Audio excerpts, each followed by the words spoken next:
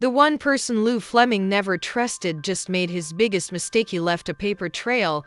Heartland has always been a place of healing, a place where broken people come to find themselves again. Amy Fleming had been doing exactly that, slowly, painfully, beautifully picking up the pieces of her life after losing Ty. And just when the ranch felt like it was breathing again, just when laughter started returning to the dinner table, Nathan walked in. Charming, warm, patient, everything Amy needed, or so everyone thought. But Lou had a feeling. Not the kind of feeling you can explain at a dinner table or write down in a report. The deep, quiet kind that sits in your chest and refuses to leave. The kind that keeps you up at night staring at the ceiling, running conversations back in your mind, trying to figure out what it is about someone's smile that feels just a little too practiced. Lou had rebuilt her life too. She knew what real struggle looked like. She knew what genuine people looked like. And something about Nathan, something she couldn't name yet, didn't sit right with her. She wasn't going to cause drama. She wasn't going to hurt her sister. But she was going to find out the truth, no matter what it cost her. It started with a cardboard box. Not a dramatic discovery. Not a late-night phone call or a stranger showing up at the ranch gate. Just a plain, dusty cardboard box filled with old newspapers, flyers, and community newsletters that someone had donated to the Hudson Community Center fundraiser. Lou had volunteered to sort through the donations. Classic Lou. Always keeping herself busy, always finding ways to stay useful. Because staying still meant feeling everything she wasn't ready to feel yet. The ranch had been quieter lately in the emotional sense. Amy was smiling more. Georgie had called twice that week. Jack was back to his steady, grounding self. On the surface, Heartland looked like it was healing, and Lou wanted to believe that. She really did. She was working through the box quickly, separating items into piles: keep, recycle, toss, when a folded newspaper slipped out from between two old community event programs. It was from a small town in British Columbia. The date was 3 years ago. Lou almost set it aside without looking. Almost. But a name caught her eye: Nathan Calloway. She stopped. The ranch sounds faded, the horses, the wind moving through the trees, the faint noise of the radio playing in the barn. All of it went quiet. Her eyes moved across the headline slowly, carefully, the way you read something when part of you already knows it's going to matter. The article was short. A local business scandal. A financial dispute between two partners that had spilled into a public court filing. One name was cleared. One name, Nathan Calloway, was listed as a person of interest before the case was mysteriously dropped without resolution. Lou read it twice, then a third time. She didn't panic. That wasn't Lou's way. She folded the newspaper carefully, exactly the way she had found it, and slipped it into the front pocket of her jacket. She looked up toward the barn where she could hear Amy laughing at something Nathan had said. The sound carried easily across the yard light. Real. Happy. Lou's jaw tightened. She picked up the next item from the box and kept sorting, her hand steady, her face calm. But her mind was already moving, already asking questions, already pulling at that loose thread she had felt for weeks, the one she now finally had something to hold on to. She didn't know where this was going yet. She didn't know how bad it was. She didn't know if Nathan was a man running from a mistake or running from something much worse. But she knew one thing with complete certainty. Nobody teaches you how to investigate the person your sister is falling in love with. There is no guidebook for it. No gentle way to do it. You just sit alone in a quiet room, staring at a screen, hoping you find nothing and dreading that you will. It was past 11 at night when Lou finally sat down at her desk. The ranch had gone still. Jack had turned his light off an hour ago. Amy had come inside, said goodnight with that soft, contented look on her face that Lou hadn't seen in years, not since Ty was alive. That look almost made Lou close the laptop and walk away. Almost made her tell herself she was overthinking it, being overprotective, being the older sister who could never just let things be good. But the newspaper clipping was sitting right there on the corner of her desk. And Lou Fleming had never once in her life been able to ignore something that needed to be looked at. She typed Nathan's name into the search bar. At first, nothing unusual came up: a few social media profiles, a mention in a local rodeo result from 4 years back, A photograph from a charity event in Calgary. Normal things. Surface things. The kind of digital footprint a careful person leaves when they want to look ordinary. But Lou kept going. She narrowed the search to British Columbia. Added the town name from the newspaper. Added the year. And that is when the picture started to change. A dissolved business partnership registered under two names, Nathan Calloway and a woman named Diane Russell. Filed and dissolved within 18 months. No explanation in the public record. Just a clean administrative closure that felt anything but clean when you looked at the timeline. Because 3 months after that dissolution, the court filing appeared. A civil dispute. Financial misconduct allegations. Names listed. Statements made. And then nothing. The case dropped. The record sealed at the request of one of the involved parties. Lou leaned closer to the screen. Her coffee had gone cold beside her, but she didn't notice. She searched Diane Russell next. The woman had a modest online presence, a LinkedIn profile that hadn't been updated in 2 years. A local newspaper feature about a small equine therapy program she had briefly launched in the interior of BC. Lou stared at that detail. Equine therapy. Horses. A direct connection to the world Nathan had so smoothly walked into when he arrived in Hudson. It wasn't proof of anything. Lou knew that, but it was a pattern. And patterns told stories even when people tried hard to make sure they didn't. She pushed back from the desk and stood by the window, arms crossed, looking out at the dark outline of the barn. A single light was still on inside, probably left on for the overnight horses, the way Jack always insisted. The ranch looked the same as it always had. Safe. Rooted. Real. Lou thought about Ty. She didn't do it on purpose, she never did, but grief had a way of surfacing exactly when you were scared for someone you loved. Ty had been real. Completely, painfully, genuinely real. He never hid a single scar he carried. He wore every hard part of his past openly because he believed Amy deserved the truth more than she deserved comfort. Nathan had been here for months, and Amy still didn't know about British Columbia. Still didn't know about Diane. Still didn't know about the court filing that disappeared like smoke. Lou turned back to the desk, sat down, and opened a fresh document. She began writing everything down: dates, names, connections, questions still unanswered. Not because she was building a case against Nathan, but because if this family was going to have a hard conversation, she was going to walk into it prepared. Outside, the wind moved through the Alberta pines the way it always did at Heartland, steady and unhurried. Like the land itself had all the time in the world. Lou did not feel that way. Not tonight. She saved the document, closed the laptop, and sat in the dark for a long moment. Then she picked up her phone and scrolled to Lisa's name. It was too late to call. She typed a single message instead. "Can we talk tomorrow morning? Just us. It's important." She set the phone down, stared at the ceiling, and for the first time since she had found that newspaper clipping, she let herself think the thought she had been carefully avoiding all evening. What if Amy already sensed something and chose not to look? That thought sat heavier than all the rest. Because if that was true, then what Lou was doing wasn't just an investigation. It was an intervention. And those never, not once in the history of this family, came without pain. There is a specific kind of silence that falls between two sisters who love each other and are about to hurt each other. It is not empty. It is not peaceful. It is full, absolutely full of everything being held back. Every word being weighed before it is spoken. Every breath just a little too careful. That silence arrived in the Heartland kitchen on a Tuesday morning, and it arrived without warning. Lou had not planned for Amy to find out she was digging. She had been careful, deliberate. She had kept the document locked on her personal laptop, kept the newspaper clipping folded inside her jacket pocket, kept her expression neutral every time Nathan walked into a room. She thought she had more time. A few more days at least, enough to speak with Lisa first. Enough to understand the full picture before anything touched Amy.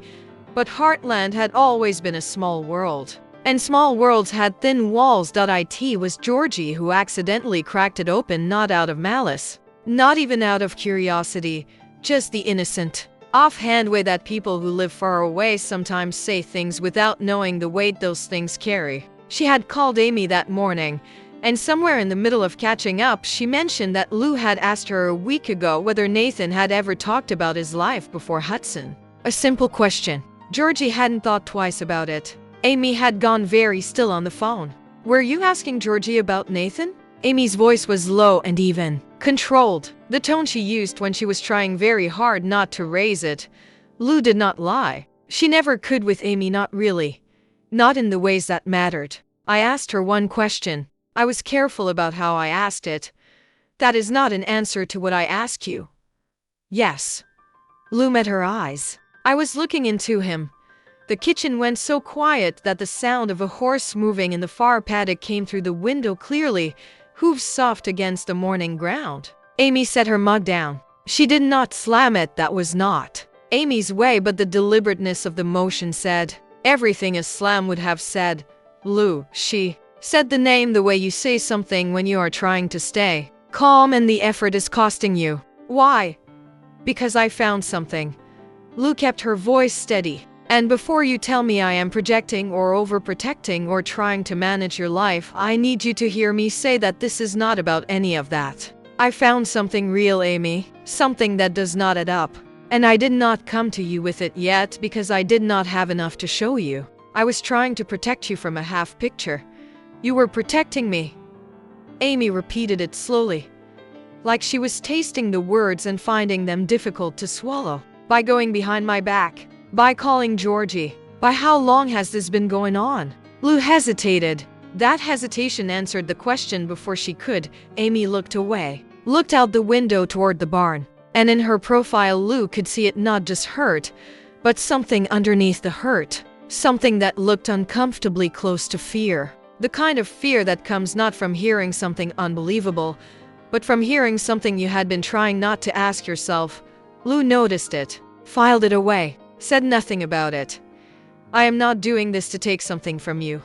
Lou's voice dropped, gentled, all the careful composure giving way to something more honest. "I know what the last few years have cost you. I know what it meant when you finally started letting someone in again. I am not standing here as your older sister trying to run your life. I am standing here because something is wrong and I love you too much to stay quiet about it."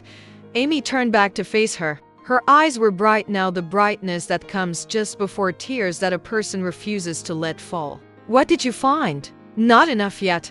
Lou said it honestly. "That is the truth. I have pieces but not the whole thing. And I did not want to bring you pieces. But you will tell me." It was not a question. "The moment I know enough, yes. I will tell you everything." They stood across from each other in the kitchen that had held 100 hard conversations over the years, the room that had seen grief and arguments and reconciliations and the particular specific pain of people who love each other deeply and still manage to wound each other deeply. The morning light came through the window and fell across the worn wooden table between them. Amy picked her mug back up, looked into it. "I do not want you to be right about this, Lou." "I know." Lou's voice was barely above a quiet. "I do not want to be right either." It was the most honest thing either of them had said all morning. And somehow it was also the saddest. Before either of them could say anything more, the back door opened and Jack stepped inside, boots on the mat, reading the room in the way only Jack Bartlett could, instantly, accurately, and without a single word being directed at him. He looked at Lou, looked at Amy, poured himself a coffee with the patience of a man who had lived long enough to know when to speak and when to simply be present. Then he looked at Lou over the rim of his mug and said, quietly and without drama, "When you are ready to talk, I am on the porch." He walked back outside. Lou watched him go. Then she looked at Amy one more time, memorizing the expression on her sister's face, carrying it, knowing she would carry it for a long time regardless of how this ended. Some conversations change everything before the first word is even spoken. You can feel it in the air, in the way two people sit down across from each other and neither one reaches for the menu, in the way the noise of a busy diner seems to fall back and give the moment its own private space. Lou had chosen Maggie's deliberately. Neutral ground, public enough that no one would raise their voice, quiet enough on a Tuesday afternoon that no one would overhear what needed to be said. Nathan arrived 2 minutes after she did. That punctuality, she had noticed it before. He was always exactly on time, never early enough to seem eager, never late enough to seem careless. Everything about Nathan Calloway was calibrated in a way that Lou had initially mistaken for confidence, and had slowly come to recognize as something else entirely. Careful. He was a very careful man. He sat down across from her, smiled, asked if she had ordered yet. Lou slid the folded newspaper clipping across the table. She did not say anything, did not explain it or frame it or soften it. She just placed it in front of him the way you place down a card you have been holding for a long time, quietly, deliberately, with complete steadiness in your hand. Nathan looked down at it. The smile did not disappear dramatically. It did not fall off his face the way it does in movies. It faded, slowly, the way daylight fades in Alberta in late autumn. So gradually you almost don't notice until you look up and realize the sky has changed completely. He did not pick the clipping up. He did not pretend he didn't recognize it. He said, "How long have you known?" "Long enough," Lou said. "I also know about Diane Russell, and the court filing, and the way it was closed." She kept her voice completely level. No accusation in the tone, no heat. Just facts laid out the way you lay out pieces of a puzzle, not to attack someone, but to show them that you have seen the picture they were hoping you wouldn't see. Nathan was quiet for a long moment. Outside the diner window, Hudson moved along at its ordinary pace, a truck pulling out of the hardware store parking lot. Two women talking on the sidewalk, a dog tied to a post watching the street with great personal interest. The world entirely unbothered by what was happening inside this booth. Then Nathan began to talk, and Lou listened. Really listened, not for gaps in the story, not for the place where the lie would show itself. She listened the way you listen when you have already decided to let the truth land wherever it lands, no matter what it costs you. He told her about the business, about how he and Diane had built it together from nothing, an equine therapy program in a small town that needed exactly that kind of thing. How for the first year it had been genuine and good and everything he had hoped it would be. Then the money got complicated. Diane had been pulling funds from the operating account, small amounts at first, then larger ones, rerouting them through a separate holding account he had not known existed. By the time Nathan discovered it, the damage was done. The program was financially hollowed out. Diane, facing exposure, had turned the narrative around and pointed it at Nathan instead. His name went into the court filing as the person of interest. His reputation took the hit. His side of the story was buried under the louder, faster version of events that Diane had already distributed to anyone who would listen. He had hired a lawyer, fought it quietly. Eventually the truth came out, enough of it to get the case dropped, enough of it to clear his name legally. But legal clearance and public clearance were two entirely different things in a small town. The damage to his name there was permanent. So he left, started over, came to Hudson because a friend had mentioned the area, because he needed somewhere that didn't already have a story about him. Before he walked through the door, he stopped talking, looked at the newspaper clipping still sitting on the table between them. Then he looked at Lou. "I was going to tell Amy."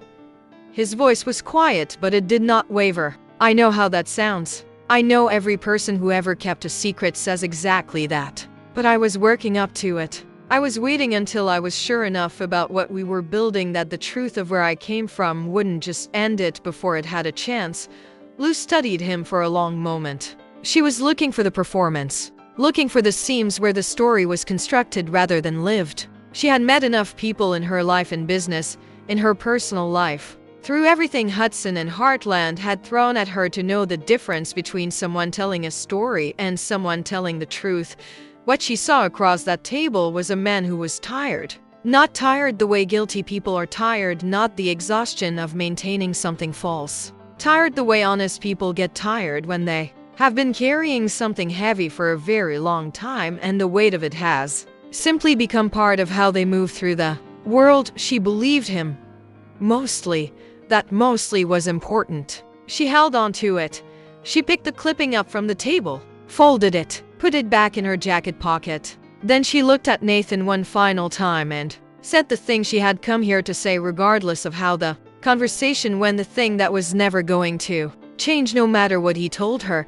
"Amy does not get to be protected from this. Not by you, not by me, not by anyone. She has earned the right to every truth about every person she lets into her life. She has earned that more than you know." Her voice did not rise, did not shake.